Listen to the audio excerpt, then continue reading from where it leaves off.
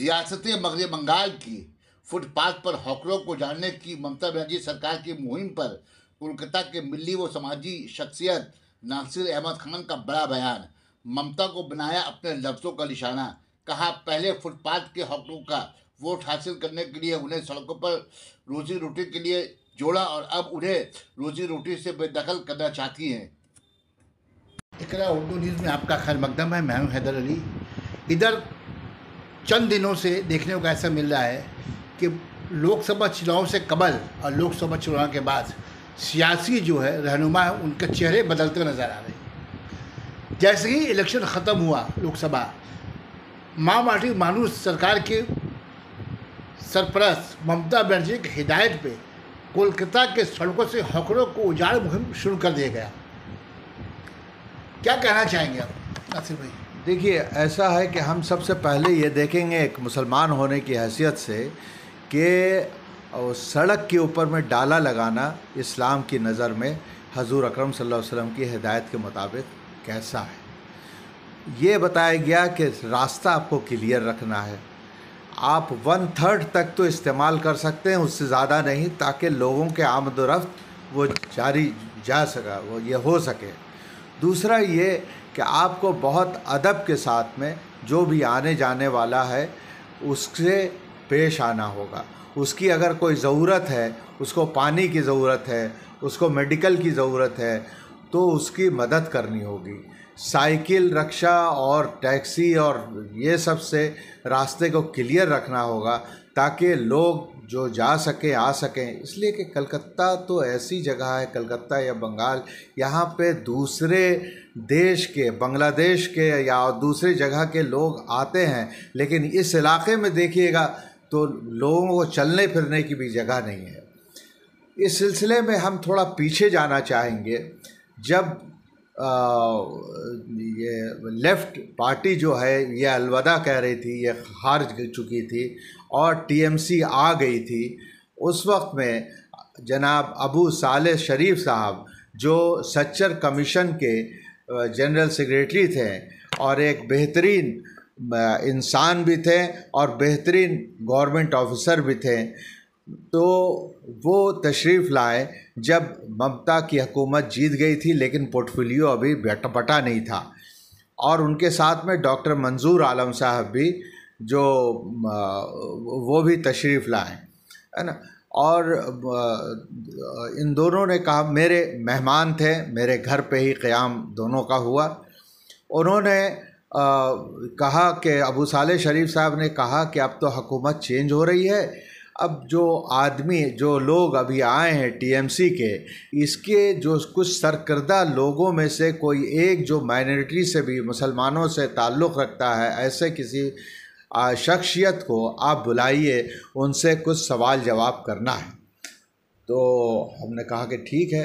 सुल्तान भाई से बहुत अच्छा ताल्लुक़ात था मेरा, तो सुल्तान भाई को हमने फ़ोन किया कि ऐसा ऐसा है, अबू सालेह शरीफ साहब आए हुए हैं, डॉक्टर मंजूर आलम साहब आए हुए हैं और आपसे वो कुछ बात करना चाहते हैं। बोले ठीक है, हम आ जाएंगे। तो नाश्ते पर वो तशरीफ़ लाए और तकरीबन 1.5 घंटा तक अबू सालेह शरीफ साहब और मंजूर आलम साहब के साथ में बैठ कर के बात करते रहे। सबसे पहले अबू सालेह शरीफ साहब ने मुबारकबाद दिया कि ये बहुत मुबारक ये है, आप अपने जो सुप्रीम लीडर हैं दीदी ममता बनर्जी, उनको हम लोगों के तरफ से बहुत ही खुशाइंद, बहुत ही खुशामदीद कहिएगा कि वो यहाँ पे आए हैं और ये मैनेज जो है वो अब इंशाल्लाह इनके तरफ से होगा। लेकिन हम लोगों को बहुत चिंता इस बात की सता रही है कि ममता बनर्जी यहाँ आने के बाद उन्होंने दरवाज़ा खोल दिया पार्टी का और कहा कि जो भी पार्टी से, दूसरे पार्टी से भी अगर लोग आना चाहें तो वो बेशक आ सकते हैं। तो हुआ ये कि कांग्रेस और लेफ़्ट के जो 1 नंबर, 2 नंबर, 3 नंबर, 4 नंबर जो ग्रेड के थे, तो 1 नंबर 2 नंबर तो नहीं आया, लेकिन 3 नंबर 4 नंबर जिसमें अक्सर जवान आदमी और हट्टा कट्टा और बदनाम आदमी थे, वो सब ममता के पार्टी में चले आए। वो आ जाने के बाद जो है वो ममता की फोर्स बहुत तगड़ी हुई और उस तरह से ये हुकूमत वो का शुरुआत जो है वो कर रही है। मकसद ये है कि बाया मुहाज की सरकार में वो बदनाम लोग जो उस वक्त भी कमा खा रहे थे 2 नंबर के जरिए से, वो ममता हुकूमत में आने के बाद उससे ज़्यादा कमाने शुरू कर दिया। और ये है कि जो इसके अंदर में भी डाला के पीछे 1000-2000 रुपया उन लोग चार्ज करते थे, या चोरी डकैती और ये इम्तहान में चोरी और थानों में जा कर के ये गड़बड़ी जो मचाने लगे थे, ये असल में ये एक सिलसिला जो चला, तो एक हुकूमत अगर बहुत दिन तक रहती है तो ये सब बुराई आ जाती है। तो जब ममता ने दरवाज़ा खोल दिया कि सब आ जाओ, तो सब चले गए बेधड़क। अब इनके मुंह में खून लगा हुआ था। ये जब यहाँ पे आए तो इस एक्सपेक्टेशन में नहीं कि ये टीएमसी का बहुत भला करेंगे, बल्कि इनको जो आदत गंदी पड़ी हुई थी इसके अंदर में इन लोग उसमें लगना शुरू हो गए। तो डाला ख़रीदना, डाला बेचना, हॉकर का, पुलिस का, थाने का, चोरी का, ये सब के अंदर में मामला बहुत आगे बढ़ने लगा। फिर ये कि जो यहाँ पे तो ज़्यादातर बिल्डर्स हो गए, ज़्यादातर मकान तोड़ करके बनाने वाले हो गए, प्रोमोटर्स हो गए इनकी हुकूमत में ही। तो ये सब चीज़ जो है लाकानूनियत यहाँ पे बहुत ज़्यादा बढ़ गई। उस पर अबू सालेह शरीफ साहब ने कहा कि आप इन लोगों को तो बुलाए हैं, और अब आप ये बताइए कि हुकूमत को अगर देरपा करना है, आइंदा इलेक्शन में भी आपको जीतना है, तो आपको ऐसे कैडर लेकर के आपका काम नहीं होगा। तो आप कैसे इसकी तस्हीह करेंगे? सुल्तान भाई के पास में इसका जवाब नहीं था। फिर भी उन्होंने कहा कि हम लोग मेहनत करेंगे और 2 साल के अंदर में ऐसा कैडर बेस्ड पार्टी बनाएंगे जिसके अंदर में ईमानदारी भी होगी, सच्चाई भी होगी, मेहनत भी होगी, लगन भी करेंगे, और उसके अंदर में अवाम उन्नास तक के हम पहुंचने की पूरी कोशिश करेंगे। इस पर अबू सालेह शरीफ साहब हंस दिए। उन्होंने कहा कि आप किस ख्वाब में मुब्तला हैं कि ये आदमी जिसको कि आप दरवाज़ा खोल करके सबको बुला रहे हैं, आप 3 साल 4 साल के बाद आप कहिएगा कि जाइए अब आप लोग, अब हमारे कैडर बन गए हैं, तो क्या वो आपको छोड़ देंगे? वो आपके मुखालिफ हो जाएंगे और वो फिर बिट्रे करके आपको पीछे छोड़ करके फिर वो अपना जो फॉर्मर पुराने पार्टी में शामिल हो जाएंगे, है ना। तो उससे तो आपका कोई भला नहीं होगा। तो आपको अगर भला करना है तो अभी करना होगा, दरवाज़ा ऐसा मत खोलिए जो उसके अंदर। ये अबू सालेह शरीफ साहब का कहना था, जिनकी बात मानी नहीं गई, नहीं मानी गई। सुल्तान साहब फिर चले गए शुक्रिया वगैरह अदा करके कि आप लोग आए और ये सब किए, लेकिन उन्होंने अबू सालेह शरीफ साहब ने कहा कि इसके ऊपर में आप दीदी से ज़रूर बात कीजिएगा कि इस तरह से जो क्लीन चिट दे रही हैं कि आ जाओ सबको, आ जाओ सबको, आ जाओ। वो बोले कि कैडर बेस्ड अगर आप बोल रहे हैं तो कैडर अपना बनाना होगा। अभी कैडर बेस्ड पार्टी सिर्फ 2 है, एक है बीजेपी और दूसरी है लेफ़्ट। आपको कैडर बेस्ड पार्टी बनाना होगा तो उसमें से तोड़िए या जोड़िए या उनको नए लोगों को लीजिए, लेकिन ये मत सोचिए कि वो कैडर बेस्ड जिसके मुंह पे खून लगा हुआ है वो आपका फेवरेट हो जाएगा, आपका ये हो जाएगा। नासिर भाई जी, शायद आपको याद हो कि ना हो जी, जब 2011 में ममता बनर्जी की हुकूमत बनी, उस वक्त मैं मौजूद था, मैं आज़ाद हिंद में था जी, एज ए फोटो जर्नलिस्ट जी। ममता ने राइटर्स मंडली से ऐलान किया था कि बदला नहीं बदल चाहिए। इसका यह मतलब था, वो दबे लफ्जों में कह रही थी कि जो लोग बाया मुहाज या कांग्रेस के दौरे हुकूमत में कमा खा रहे थे 5 रुपए, आप यहाँ मेरे जाएंगे उससे ज़्यादा कमाएंगे। क्या ये सही, ये बात सही साबित हो? नहीं, ये आपने उसकी तशरीह सही नहीं की। वो बदल चाहिए, बदला नहीं चाहिए, बदल चाहिए।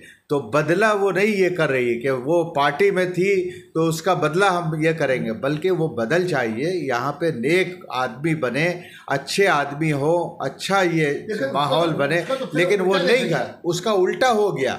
उसका बिल्कुल उल्टा हो गया।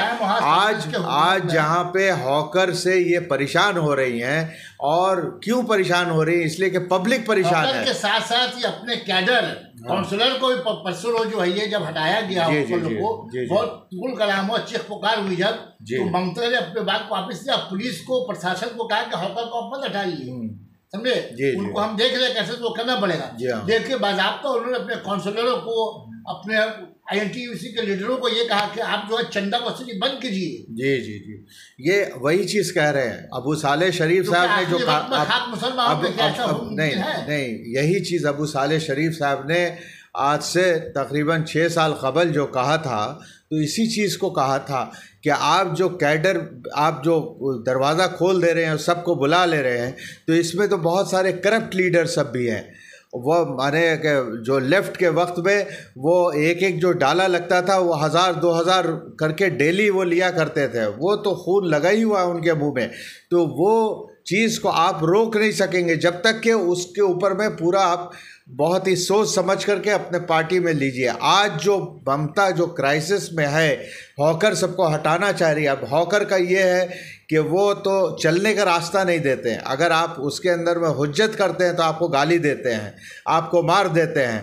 तो ये ममता ने जो अभी उन्होंने कहा भी कि भाई ग्रैंड होल्डिंग नीचे हॉकर जो बैठे हैं, हटना होगा। बिल्कुल, तो ये हटना होगा। अब वो बोलेंगे तो इन लोग रिवॉल्ट कर जाएंगे, ये नहीं माने। तो इस मसले का हल क्या है? हल यही, आपके अंदाज से? मेरे अंदाज से यही है कि आप जो कैडर बेस्ड पार्टी, सुल्तान साहब ने कहा था कि हम लोगों का अपना कैडर बनेगा और अपना ये करेंगे, तो वो बनाने की कोशिश कीजिए। आप जो जायज़ है 1/3 ऑफ द स्ट्रीट आप हॉकर को दे दीजिए, लेकिन 2/3 जो है, 2/3 आप क्लियर रखिए ताकि लोगों के आमद व रफ्त जो है वो जा सके, हो सके। और ये कि पानी का जगह जगह इंतज़ाम रखिए, और कोई आदमी इस तरह का बेईमानी वाला काम ना करे जो हॉकर जो कर रहे हैं और लूट रहे हैं, वो चीज़ ना करें, है ना। आप एक तरफ गुर्बत का दहाई देते हैं कि भाई बहुत गरीब हैं, क्या करेंगे वो पैसा, और दूसरी तरफ आप ये बोल रहे हैं कि भाई उनको बसने के लिए हम पूरा रास्ता उन्हीं के लिए कर दें। दूसरी तरफ हम आपको ये कहेंगे कि ये हॉकर जो बैठते हैं सामने, दुकानदार के सामने बैठते हैं, वो दुकानदार जो बरसों बरस से, बल्कि कोई कोई तो 100 बरस से वहाँ पे अपना दुकान लगाया हुआ है, और वो बाकायदा पाबंदी से टैक्स देता है, वो पाबंदी से कॉरपोरेशन को पूरा चीज़ देता है, सब पूरा पैसा देता है ना। और जबकि हॉकर एक पैसा किसी को भी नहीं देते, ना तो कॉरपोरेशन को देते हैं, ना वो पुलिस को देते हैं, काउंसलर्स को देते हैं। तो ये चीज़ को भी ममता को अब रियलाइज़ होना चाहिए कि जो दुकानदार हैं, आप जहां इनका हक बोल रही हैं हॉकर्स का, वहां उन दुकानदारों का भी हक आपको देना होगा। अब दुकान में इंटर नहीं कर पा रहे हैं इसलिए कि हॉकर सब सामने बैठे हुए हैं, तो ये कहाँ की सच्चाई है, ये कहाँ का? तो क्या आपको ऐसा उम्मीद लग रहा है कि ममता ये सारी बातों पर करेगी? अगर नहीं करेगी तो वो उसका जो ड्रीम प्रोजेक्ट है कि इसको लंदन जैसा एक आइडियल ये बनाएंगे, तो कुछ भी नहीं होगा। वो बहुत मजबूर है और उसकी कसमपुरसी जो समझ में आ रही है। इसी वजह से हम बार बार कह रहे हैं कि अबू सालेह शरीफ साहब ने जो कहा था उस लाइन के ऊपर में जब तक के नहीं आएंगे, लोगों का भला नहीं होगा। अच्छा, दूसरा ये है कि अभी अमेरिका सरकार जो है जी, वो यहाँ के फिरका पर सरकार पे बटोक जो है वो जवाब मांग रही है कि यहाँ के अकलियती फिरका जो हिंदुस्तान में उनके माली जानी तहफ़्फ़ुज़ नहीं हो पा रहा है। जी जी, क्या कहेंगे आप? देखिए, अमेरिका का रोल हमेशा से ये रहा है कि दोगली पॉलिसी ये चलता है। ये जिसको कहता है कि ये तुम अच्छा काम नहीं कर रहे हो, उसी की मदद भी करता है। और आप इसकी जिंदा मिसाल आप इसराइल में देख लीजिए, लाखों लाख आदमी को बम से और इससे इसराइल जो है ख़त्म कर रहा है। हॉस्पिटल, उसका डिस्पेंसरी ख़त्म कर रहा है, उसका कब्रिस्तान, उसके मसाजिद को ख़त्म कर रहा है, और सिर्फ मसाजिद नहीं, चर्चेस को ख़त्म कर रहा है, और इंग्लिश मिशनरी स्कूल को ख़त्म कर रहा है। लेकिन कहाँ कांग्रेस, ये अमेरिका जो है उसके ऊपर में ज़ुबान नहीं खोलती है ना। क्यों नहीं खोलती है? कि उसको वहाँ से मॉनेटरी बेनिफिट मिलता है, और वो जो है उसका थिंक टैंक है, वहाँ उसके ज़रिया से वो पूरे मिडिल ईस्ट में आर्म्स का सप्लाई जारी किए हुए है। तो वो चीज़ जो, और वही काम कर रही है इंडिया गवर्नमेंट कर रही थी, मोदी हुकूमत कर रही थी कि इसराइल के साथ में इसने मुआहदा किया कि और जंगी सामान वहाँ पे देना शुरू किया, और ऊपर से बोलती है कि हम तो फ़लस्तीन के साथ हैं। ये सब मुनाफिकाना बात है और ये डबल रवैया बात है। इस चीज़ को रोकना होगा अगर वाकई, और अमेरिका के इशारे के ऊपर में चलेंगे तो अमेरिका तो पहले ही से दुगली पॉलिसी चली है, तो उसके अंदर में हमारे मुल्क का फ़ायदा नहीं होगा। अभी जो ये आपका इंडिया ब्लॉक जो बना है, हमें बहुत बहुत बहुत उससे उम्मीद है कि इंशाअल्लाह ये आने के बाद जो राहुल कह रहे हैं या जो कांग्रेस ये कह रही है और बाकी दूसरी सेकुलर पार्टी भी जो कह रही है, ये अगर नाफिज हो जाए तो हम समझते हैं कि बहुत बड़ा काम होगा और उसके अंदर में अक़लियतों के लिए भी बहुत फ़ायदा की चीज़ होगा। अक़लियत जो है वो अगर उनको, वो एक ज़माने से इसी खौफ में रहते हैं कि पता नहीं कब हमारा फ्रिज खोला जाएगा, कब हमारे साथ हमारे बच्चों का मॉब लिंचिंग होगा, कब ये होगा। इस खौफ के आलम में अगर हम ज़िंदगी गुजार रहे हैं तो दरअसल बहुत बड़ी बुज़दिली है और हम ऐसा नहीं कर सकते। अच्छा, कि आने वाले मुस्तक़बिल में आप ये ऐसा सोच रहे हैं कि ये सारे जो अक़लियतों को परेशान की जा रही है, ये रोकी जाएगी? बिल्कुल बिल्कुल। देखिए, अक़लियत में मुसलमान हैं, सरदार हैं, जैनी हैं, ज़्यादातर मुसलमान हैं, लेकिन ये तो सभी अक़लियत हैं, ये सब अक़लियत है। क्रिश्चियंस हैं, है ना। आप क्या समझते हैं कि क्रिश्चियन ग्राम्स को आपने जला दिया तो उसके लिए अमेरिका में उसके ख़िलाफ़ एजिटेशन नहीं हुआ? ये तो हम लोगों की बदनसीबी है कि मुसलमानों पे इतना कुछ होने के बाद मिडिल ईस्ट से कोई बात ऐसी नहीं आती है, और जब होती है तो उसका एक्शन होता है। और मोदी जी जब वहाँ पे जाते हैं तो वहाँ पे मुसलमानों के लिए वहाँ पे रोना रोते हैं और मुसलमानों के लिए वहाँ पे चंदा देते हैं। ये क्या है? ये दोगली पॉलिसी। यहाँ के लोगों को आपके यूपी में हज़ार दुकान जो है उस पर बुलडोज़र चला करके मुसलमानों के दुकान को ख़त्म कर दिया गया, घरों को जला दिया गया, लोगों को, लड़कों को ले करके जेल में डाल दिया गया। और आप झूठ मूठ का आप आंसू बहा रहे हैं। यह मगरमच्छ का आंसू कब तक के आप बहाएंगे? इसके लिए हम लोगों को खड़ा होना होगा। और से मुराद क्या है? हम लोग माने मुसलमान और माइनॉरिटीज़, और इंडिया ब्लॉक को साथ में लेकर के करना होगा। इंडिया ब्लॉक को बार बार ये कहना होगा कि ये हमारी ताकत थी जिसकी वजह से तुम अभी इस पोजीशन पे आए हो, नहीं तो तुम अपनी ताकत तो 2019 में दिखा चुके थे जब कुछ भी नहीं मिला, और हमारी ताकत की वजह से अब आए हो, तो अब हम लोगों का केयर करो, हम लोगों का ख्याल करो।